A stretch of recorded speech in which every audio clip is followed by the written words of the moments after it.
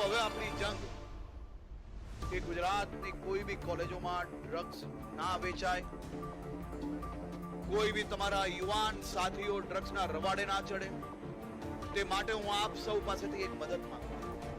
હું તમને વચન આપું છું કે તમારા યુવાન મિત્રો જે કોલેજની અંદર કોઈ બી પ્રકારે અગર ડ્રગ્સના રવાડે ચડ્યા હશે, હું એક બી ઉપર ડ્રગ્સનો કેસ નહીં થવા દઉં.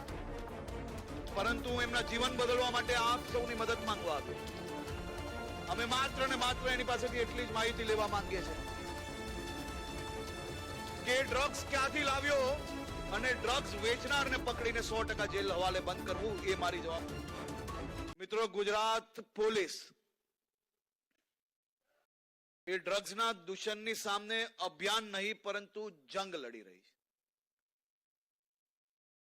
અને તમારી જ આ ગુજરાત પોલીસે માત્ર ગુજરાતમાંથી નહીં પરંતુ પંજાબની જેલમાંથી ચાલતા ડ્રગ્સ નેટવર્કને તોડવામાં બી સફળતા પ્રાપ્ત કરી છે.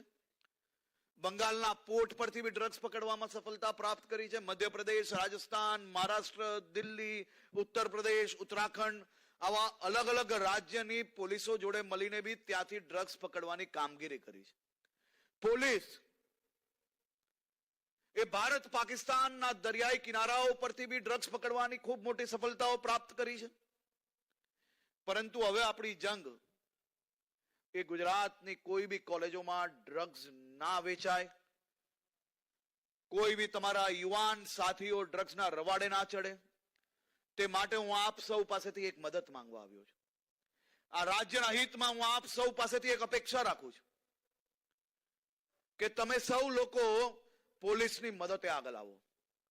હું તમને વચન આપું છું કે તમારા યુવાન મિત્રો જે કોલેજની અંદર કોઈ બી પ્રકારે અગર ડ્રગ્સના રવાડે ચડ્યા હશે, હું એક બી ઉપર ડ્રગ્સનો કેસ નહીં થવા લઉં. પરંતુ હું એમના જીવન બદલવા માટે આપ સૌની મદદ માંગવા આવ્યો છું. અમે માત્ર ને માત્ર એની પાસેથી એટલી જ માહિતી લેવા માંગીએ છીએ કે ડ્રગ્સ ક્યાંથી લાવ્યો અને ડ્રગ્સ વેચનારને પકડીને 100% જેલ હવાલે બંધ કરવું એ મારી જવાબદારી છે. અને આ જવાબદારીના ભાગરૂપે હું મારા હજારો સાથીઓ પાસે રાજ્યના હિતમાં આટલી મદદ માંગવા આવ્યો છું.